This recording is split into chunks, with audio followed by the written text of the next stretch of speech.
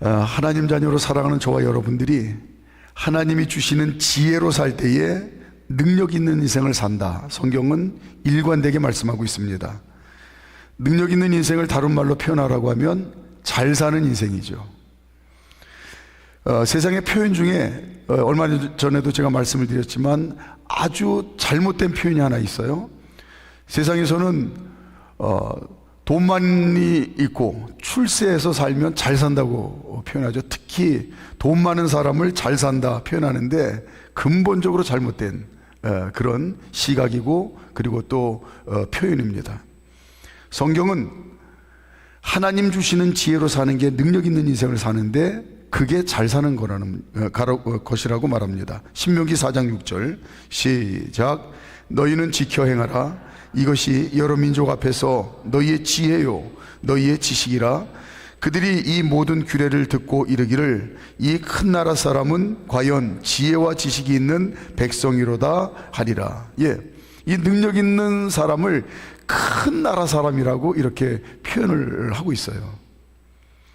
능력 있는 인생을 살게 하는 이 지혜를 하나님께서는 모든 자녀들에게 넉넉하게 주기를 원한다. 이게 참 좋으신 아버지의 마음이에요. 하나님 주시는 지혜로 능력 있는 인생, 잘 사는 인생을 살아서 너도 복되고 나도 너 때문에 영광 받기를 원한다. 이게 아버지의 마음입니다. 야고보서 1장 5절 하나님 아버지께서는 능력 있는 인생을 살게 하는, 잘 사는 인생을 살게 하는 이 지혜를 모든 자녀들에게 넉넉히 주시기를 원한다. 야고보서 1장 5절 시작. 너희 중에 누구든지 지혜가 부족하거든 모든 사람에게 후히 주시고 꾸짖지 아니하시는 하나님께 구하라. 그리하면 주시리라. 자, 오늘은 아버지와 아들들의 이야기입니다. 그러면 누가 훌륭한 아버지일까? 세상 가치 기준으로는 훌륭한 아버지, 좋은 아버지의 기준들이 있어요. 뭐 대표적인 게 돈 많아서 원하는 거 다 해주는 아버지, 뭐 최고라고 치는 이게 세상 가치 기준은 이건 뭐 두말할 필요가 없습니다. 많이 배워서 똑똑한 아버지, 좋은 아버지, 훌륭한 아버지 기준이에요. 권세와 힘으로 언제나 든든한 뒷배가 되어주는 이 아버지. 세상 가치 기준으로는 이런 아버지를 훌륭한 아버지, 좋은 아버지라고 이야기를 하는데 이견이 없죠. 그러나 성경이 말하는 훌륭한 아버지, 존경받을 만한 아버지는 지혜로운 아버지다라는 걸 분명하게 얘기합니다. 그러니까 시각이 다르죠. 가치 기준이 다릅니다. 오늘 본문을 통해서 하나님께서는 정말 좋은 아버지, 훌륭한 아버지, 존경받을 만한 아버지는 지혜로운 아버지가 좋은 아버지다. 능력 있는 아버지니까요. 오늘 본문을 통해서 몇 가지 힌트를 주는데 그거를 살펴보고자 합니다. 지혜는 지혜인데 세상 지혜가 아니라 하나님께서 주시는 그 지혜가 넘치는 아버지가 훌륭한 아버지다. 능력 있는 아버지다 라는 말씀입니다. 먼저는 겸손한 아버지가 지혜로운 아버지라네요. 오늘 본문에서 그걸 가르쳐주고 있습니다. 겸손한 아버지가 지혜로운 아버지랍니다. 엘리 제사장은 이스라엘에서 최고 영적인 권위를 가지고 있는 지도자입니다. 그런데 이 영적인 지도자인 엘리 제사장의 아들들이 행실이 나쁜 사람들이다. 이렇게 오늘 성경이 기록하고 있어요. 12절 엘리 제사장은 당시에 최고 영적 권위를 가진 지도자인데 이 영적 지도자의 아들들이 행실이 나쁜 사람들이다 라고 이제 말하고 있습니다. 12절 시작. 엘리의 아들들은 행실이 나빠 여호와를 알지 못하더라. 지난 성경 갖고 계신 분들은 그 표현이 달라졌네 하는 거 아실 겁니다.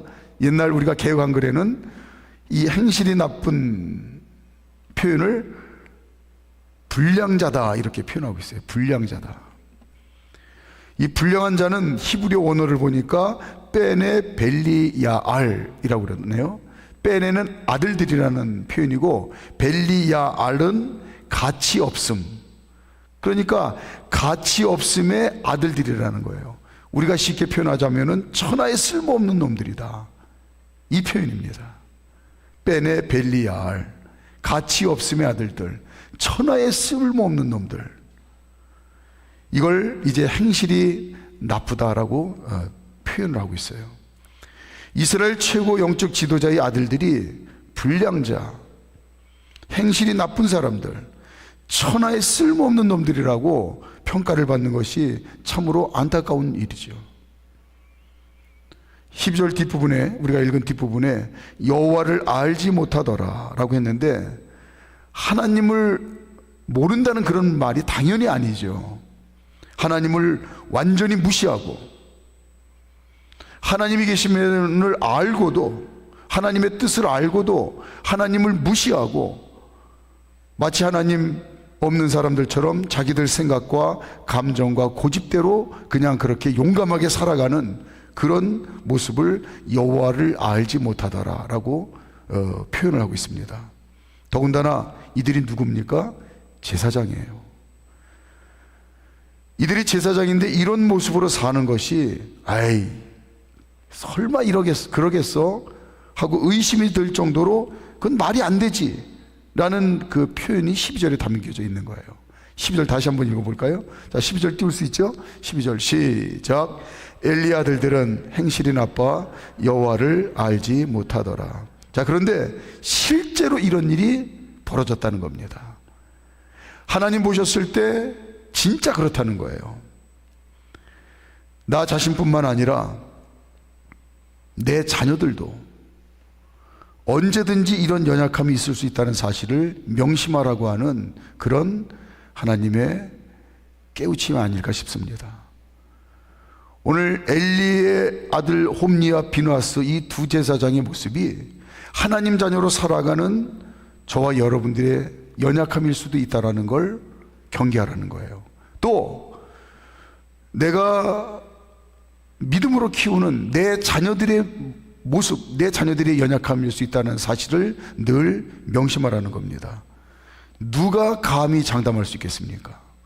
아유, 나는 절대로 이런 엉터리 같은 모습, 행실이 나빠 천하의 쓸모없는 놈들, 불량자들, 아유 내가 그래도 신앙적인 자존심이 있지 절대로 그렇게 안 삽니다. 누가 장담을 할까요?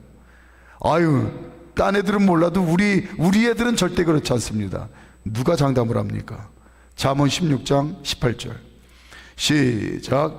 교만은 패망의 선봉이요 거만한 마음은 넘어짐의 앞잡이니라. 고린도전서 10장 12절 시작. 그런즉 선줄로 생각하는 자는 넘어질까 조심하라. 속담에도 있어요.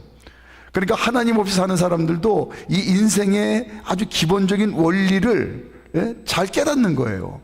속담에도 뭐라고 그랬냐면, 자식 자랑이나 아내 자랑하는 놈은 뭐라고 그랬어요? 팔불출이라고 그래요. 팔불출. 8가지 인생의 기본적인 갖춰야 될 소양이 있는데 그 8가지가 다 빠져나가서 없다는 겁니다. 그러니까 골빈놈이라는 거죠. 그래서 오늘 이 본문 말씀이 교훈이 돼서 저와 여러분들이 나 자신을 위하여, 내 자녀들을 위해서 삼가 두려운 마음으로 늘 기도해야 되는 이 겸손함을 잃지 말아야 된다라는 걸 오늘 우리가 깨닫습니다. 엘리 제사장에게는 이 겸손이 부족했던 것 같아요. 내가 이스라엘 최고 영적인 지도자니까 제사장인 아들들도, 또 아들들이 제사장 아니냐, 내가 또 그들의 아버지인데 최고 영적 지도자 아니냐, 그러니까 당연히 내 두 아들이 제사장으로서의 직임을 잘 감당하려니 그냥 안일하게 생각했던 것 같아요. 지혜로운 아버지는 내 자식의 부족함을 알고 늘 눈물로 기도할 줄 아는 겸손함이 있는 아버지라는 사실을 오늘 하나님이 우리에게 분명히 말씀하고 있습니다. 저와 여러분들이 지혜로운 부모로 살려면, 지혜로운 부모가 진짜 능력 있는 부모입니다. 하나님의 도우심을 힘입는 부모, 이 부모로 살려면 무엇보다도 겸손이 있어야 된다. 내 자식이 연약합니다. 연약할 수 있습니다. 제가 연약합니다. 제가 부모로서 부족함이 너무 많습니다. 하나님 보셨을 때 제가 엉터리일 때가 많이 있습니다. 하나님 저 도와주셔야 됩니다. 내 자녀들 도와주셔야 됩니다. 이 겸손함이 반드시 있어야 된다는 거예요. 여러분, 손흥민 선수 축구 안 하시는 분들도 워낙 세계적인 인물이니까 다 잘 아실 겁니다. 손흥민 선수의 아버지가 손웅정 감독이죠. 지난해 한 언론과의 인터뷰 기사를 잠깐 소개를 해드리면, 작년에 어려운 일이 있었어요. 손흥민 선수가 국가대표팀 주장이었는데 그 선수들 안에 충돌이 있어서 힘든 시기를 겪었는데, 이 힘든 시기를 겪은 아들 손흥민 선수에게 이 손웅정 감독님이 이제 기자의 말이에요. 책을 많이 읽는 걸로 유명하신데 이 힘든 시기를 겪은 아들 손흥민 선수에게 추천하고 싶은 책이 있다고 한다면 좀 말씀해 주시죠 하고 책 많이 읽는 것으로 소문난 이 손웅정 감독에게 그렇게 질문을 했어요. 이에 대한 손웅정 감독의 답변입니다. 책보다는 딱 한 단어를 얘기해 주고 싶습니다. 겸손을 말해주고 싶습니다. 제가 지난번 책에 읽었던 내용 중에 중국 진시황이 만든 병마용이 뭐냐면 무덤을 지키는 흙으로 만든 인형들이에요. 여러분들 아마 직접 보신 분도 계실 거고 영화나 그림으로 사진으로 많이 보셨을 겁니다. 진흙으로 만든 그 수십만 병정들이 무덤을 지키는 거예요. 진시황의 무덤을. 그러니까 그들 사고방식에는 죽어서도 이 용사들이 지켜야 된다는 그런 사고방식 때문에 미리 생전부터, 왕이 된 후부터, 황제 때부터 그걸 미리 준비한 겁니다. 그런데 이 병마용의 얼굴 형태와 색, 갑옷, 키 등이 다 다른데 이 보존을 위해서 뚜껑을 열었다 닫았다 하는 와중에 이제 이 모양으로 깨지고 저 모양으로 파손되고 했는데, 끝까지 상하지 않은 병마용이, 무릎을 꿇고 있는 병마용들은 상하지 않고 부서지거나 깨지지 않고 그대로 보존되어 있더라는 글을 읽었는데, 제가 거기서 중요한 통찰력을 얻었습니다. 낮추고 숙일 줄 아는 것이 세상 사는 가장 큰 지혜라고 저는 생각을 합니다. 겸손과 내 자존심을 지키는 건 엄격하게 구분되어야 됩니다. 내 아들 손흥민은 인품도 공차는 것도 아직 월드 클래스가 되려면 멀었습니다. 월드 클래스예요. 세계 탑 클래스 선수입니다. 그럼에도 불구하고 아버지 눈에는 너는 더 인격적으로 성숙하고 겸손해야 된다. 그래야 네가 진짜 월드 클래스가 된다는 걸 끊임없이 축구 기술만 가르친 것이 아니라 겸손함을 가르친 거예요. 이런 겸손할 줄 아는 지혜로운 아버지가 있었기에 손흥민 선수가 있을 수 있었다라는 말에 누가 이견을 달 수 있겠습니까? 저와 여러분들도 마찬가지입니다. 저와 여러분들이 지혜로운 부모가 돼서 자녀들에게 능력 있는 부모, 진짜 힘이 되어주는 부모, 자녀들을 복되게 하는 부모가 되려면 하나님 주시는 지혜로운 부모가 될 텐데, 지혜로운 부모가 되려면 첫 번째는 겸손이 있어야 된다라는 겁니다. 오늘 엘리 제사장이 이게 부족해서 자식들을 망쳤어요. 두 번째는 정직함을 가르치는 아버지가 지혜로운 아버지다라는 걸 오늘 본문을 통해서 또 깨닫습니다. 아무리 값비싸고 좋은 그릇이다 한다 할지라도 금이가 있거나 더럽게 오염되어 있으면, 깨져 있거나 더럽게 오염되어 있으면 귀한 잔치상에 요긴하게 쓸 수가 없습니다. 틀림없는 얘기죠. 기억하시겠지만 올 7월에 국회에서 사회부총리 겸 교육부 장관 후보자에 대한 청문회가 있었습니다. 뉴스를 통해서 아니면 실시간 방송을 통해서 아마 보신 분 계실 거예요. 교편을 잡은 교육자로서 장관 후보자가 된다는 건 평생 보람있고 영예로운 일이죠. 또한 국가 백년 대계인 교육의 수장으로서 국가와 국민을 위해서 충성하고 기여할 수 있는 영광스러운 그런 기회를 얻은 겁니다. 그러나 이 후보자가 안타깝게도 제자 논문 표절 의혹과 본인 논문의 중복 게재 의혹과 그리고 두 자녀 미국 조기 유학 등의 파고를 넘지 못하고 결국은 낙마하는 안타까운 일을 겪게 됐습니다. 귀하고 좋은 그릇이라고 이제 장관으로 발탁이 됐는데 깨지고 흠집 나고 오염된 게 있는 거예요. 그러니까 못 쓰는 겁니다. 하나님께서는 하나님 자녀들이 하나님과 사람 앞에서 정직해야 복된 인생 산다는 걸 아주 분명하게 말씀하고 계세요. 잠언 23장 15절 16절 시작.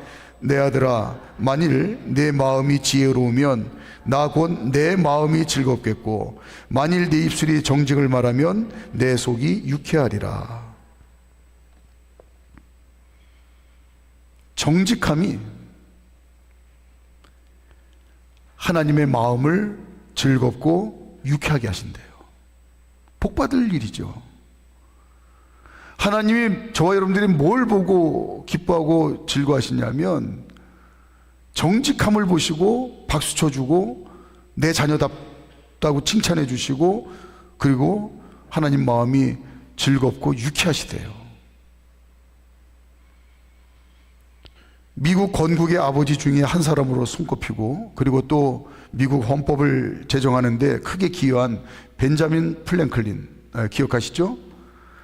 이 사람이 했던 유명한 말, 그의 정치 철학을 담아서 강조했던 말 기억하실 겁니다. 저 기억으로는 옛날 한국고사 준비할 때 영어 문장에 늘 단골 손님으로 등장하던, 제가 영어가 부족해서 영어로는 못하고 번역본으로 해석을 하면 정직이 최선의 정책이다. 이게 벤자민 플랭클린이 그의 정치 철학을 담아서 늘 강조했던 이야기고 그가 몸소 실천한 그런 사람으로 유명합니다. 정직이 최선의 정책이다. 결국은 정직이 이긴다는 거예요. 기업들도 기업의 성패와 미래에 중대한 영향을 미치는 것, 그걸 뭘로 생각을 하냐면 브랜드 이미지 관리입니다.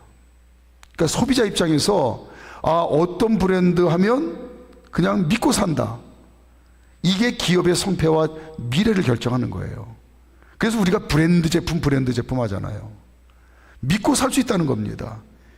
기업의 정직성을 소비자가 신뢰한다는 말이에요. 대표적인 예로 우리나라 스마트폰 시장이 급격하게 이제 확대되던 2016년도에 삼성에서 출시한 갤럭시 노트 7이 배터리 과열과 폭발이 일어나는 그런 사례들이 보고가 되는 거예요. 삼성에서 사고 사례를 이제 통해서 분석을 하니까 진짜 문제가 있는 걸 발견한 겁니다. 솔직하게 인정을 했어요. 덮으려고 하지 않았고 솔직하게 인정을 하고 이제 전 세계적으로 이 제품을 리콜했습니다. 이 제품은 잘못 만들었으니까 제품을 반납하십시오. 알리고 해당 모델의 영구 생산 중단을 발표했어요. 치명적인 타격이 되죠. 전년 대비 약 33%의 영업 손실이 발생할 것이 예견됐지만 정직한 대응을 선택한 겁니다. 글로벌 브랜드의 신뢰성을 확보하는 것이 기업의 미래를 생각했을 때 그게 더 중요하다고 판단하는데 잘한 거죠. 잘한 거죠. 엘리 제사장은 제사장의 자리를 물려주면 아버지의 역할을 다 한 것으로 착각한 것 같습니다. 그러나 엘리 제사장의 아들들에게는 정직을 상실한 채 앉아있는 그 제사장이라고 하는 신성한 자리가 오히려 화가 되었습니다. 다시요? 아버지는 그냥 두 아들에게 제사장 자리를 물려주면 다 될 줄 알았어요. 하지만 정직을 상실한 채 앉아있는 이 제사장이라고 하는 거룩한 자리가 오히려 두 아들에게 화가 됐습니다. 그래서 결국 죽고 말아요. 29절부터 34절까지 시작. 너희는 어찌하여 내가 내 처소에서 명령한 내 제물과 예물을 밟으며 내 아들들을 나보다 더 중히 여겨 내 백성 이스라엘이 드리는 가장 좋은 곳으로 너희들을 살찌게 하느냐. 그러므로 이스라엘의 하나님 나 여호와가 말하노라. 내가 전에 내 집과 내 조상의 집이 내 앞에 영원히 행하리라 하였으나 이제 나 여호와가 말하노니 결단코 그렇게 하지 아니하리라. 나를 존중히 여기는 자를 내가 존중히 여기고 나를 멸시하는 자를 내가 경멸하리라. 내가 내 말과 내 조상의 집 팔을 끊어 내 집에 노인이 하나도 없게 하는 날이 이를지라. 이스라엘에게 모든 복을 내리는 중에 너는 내 처소에 환난을 볼 것이요 내 집에 영원토록 노인이 없을 것이며 내 제단에서 내가 끊어버리지 아니할 내 사람이 내 눈을 세잔하게 하고 내 마음을 슬프게 할 것이요 내 집으로 출산되는 모든 자가 젊어서 죽으리라. 내 두 아들 홈리와 비나스가 한날에 죽으리니 그 둘이 당할 그 일이 내게 표징이 되리라. 아멘. 저와 여러분들이 하나님 자녀로 살면서 하나님과 사람 앞에서 정직하지 못한 것은 주신 복을 화로 바꾸는 천하의 어리석고 미련한 인생을 사는 거다라는 걸 하나님이 오늘 우리에게 분명히 말씀하고 계십니다. 신앙 양심의 화인을 맞으면 영적으로 겉모양은 어떨지 몰라도 영적으로 천하에 무능하게 살 수밖에 없다. 껍데기뿐인 인생을 살 수밖에 없다. 하나님과 사람 앞에서 정직한 삶을 가르치는 아버지가, 부모가 지혜로운 부모다라는 걸 말씀하고 있습니다. 마지막으로 세 번째, 예배하는 삶을 유산으로 물려주는 아버지가 지혜로운 아버지임을 오늘 본문이 얘기합니다. 예배하는 삶을 유산으로 물려주는 아버지, 그 아버지가 지혜로운 아버지다. 17절 시작. 이 소년들의 죄가 여호와 앞에 심히 크면 그들이 여호와의 제사를 멸시함이었더라.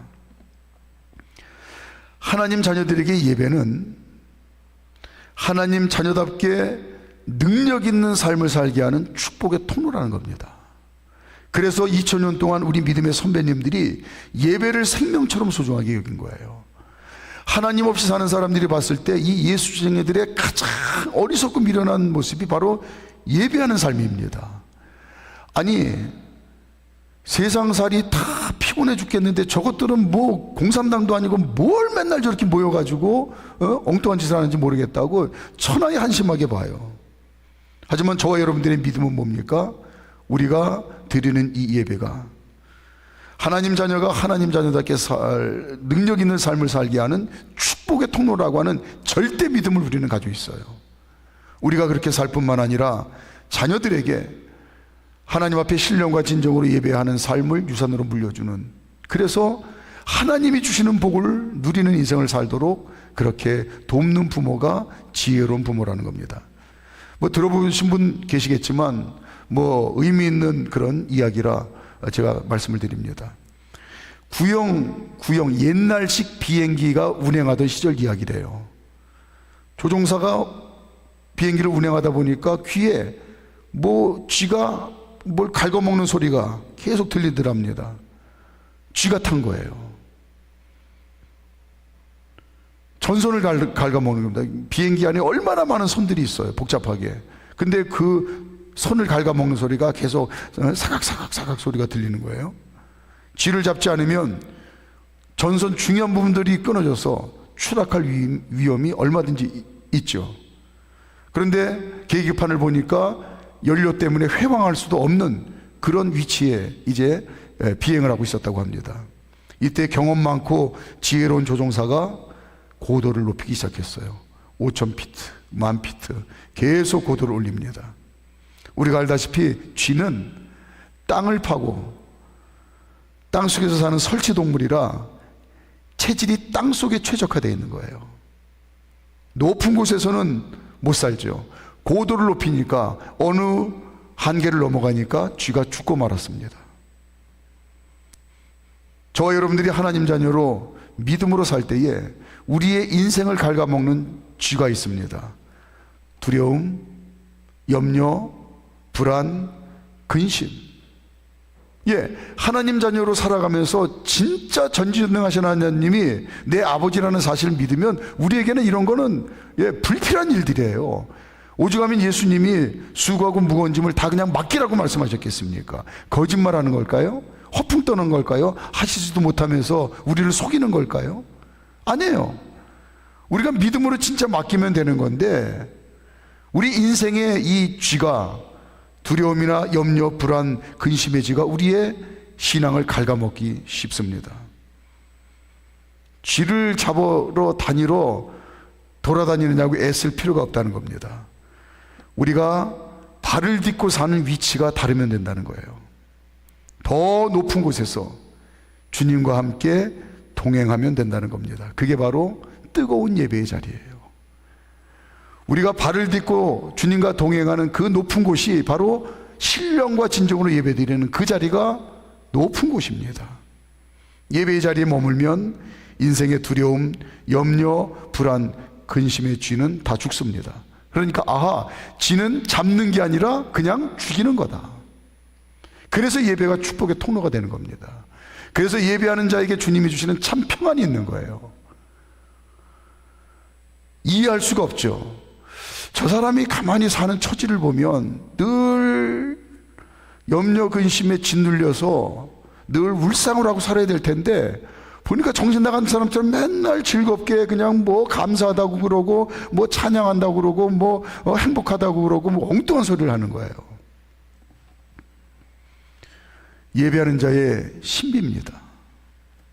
그러므로 일평생 신령과 진정으로 예배드리는 삶을 유산으로 물려주는 부모가 진정으로 지혜로운 부모다라는 걸 오늘 말씀하고 있습니다. 오늘 엘리 제사장이 두 아들이 여호와의 제사를 멸시하는 이걸 방치하는 바람에 두 아들의 인생을 망치는 그런 무능력한 아버지의 모습을 보이는데, 오늘 저와 여러분들에게 이래서는 안 된다는 걸 타산지석으로 삼아서 교훈하는 아주 중요한 말씀인 것 같습니다.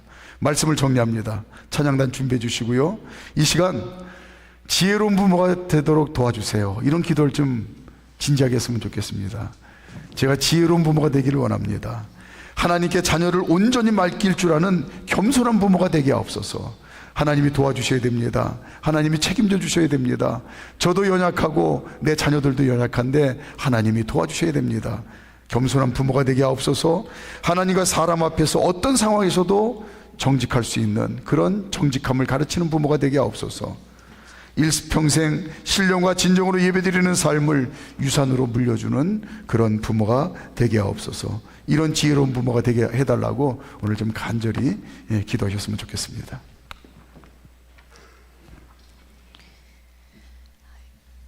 깨지고 부서지고 더 낮아져서 겸손해지는 저와 여러분 좋은 어머니 아버지가 되기를 소망합니다. 무엇보다 때로는 그러면 굉장히 창피할 것 같아도 정직할 수 있는, 그렇게 하면 손해볼 것 같아도 정직할 수 있는 용기가 있는 그러한 어머니 아버지가 되기를 소망합니다. 무엇보다도 우리를 갉아먹는 두려움과 어두움과 낙심과 불안과 염려, 그것들을 사라지게 할 수 있는 건 더 높은 곳으로 예배의 자리로 나아가는 것이라는 것을 우리가 먼저 고백하면서 내 자녀들에게 물려줄 수 있는 지혜로운 부모가 되기를 축복합니다. 그것이 하나님 아버지의 마음이 아닐까요? 오늘도 찬양하다 기도하다가 또 더 높은 곳으로 나아가기 위하여 나오신 우리 사랑하는 성도님들, 또 지금도 일터에서 가정에서 병상에서 화면 가운데 말씀 앞에 무릎 꿇은 여러분에게 주님의 은혜가 임해서 정말 나로서는 할 수 없지만 주님 도와주심으로 지혜로운 그러한 믿음의 자녀들이 되시기를 축복합니다. 네, 찬양하겠습니다.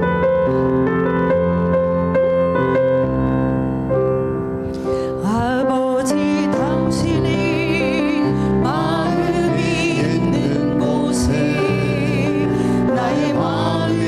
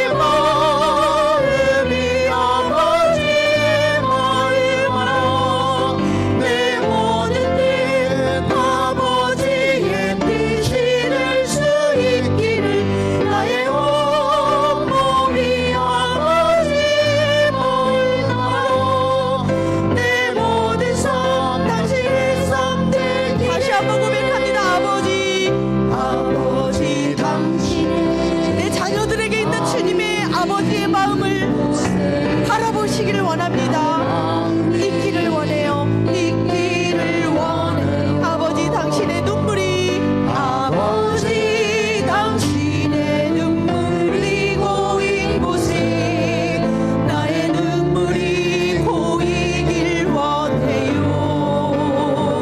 아버지 당신이 바라보는 영혼에게 나의 두 눈이 향하길 원해요.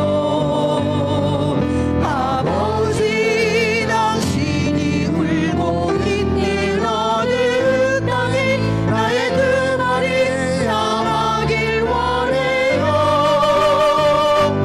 나의 마음이 아버지의 마음으로 내 모든 일 아버지의 뜻이 될 수 있기를 나의 온몸이 아버지의 마음으로 내 모든 삶 당신의 상대 허밍으로 찬양합니다. 허밍으로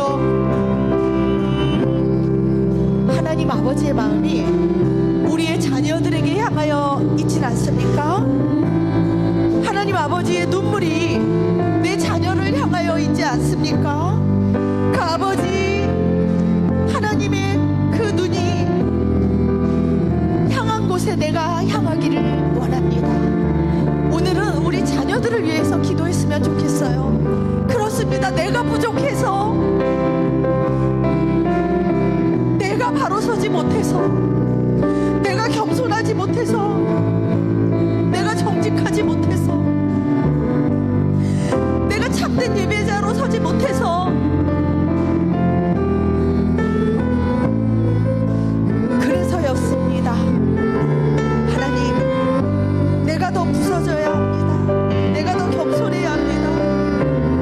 하나님, 내 자녀가 하나님께 축복받는 인생 되기를 원하니, 내가 지혜로운 부모가 되기를 원하니, 주님, 내 자녀를 믿음의 길로 주님의 능력의 손으로 붙잡아 주시옵소서.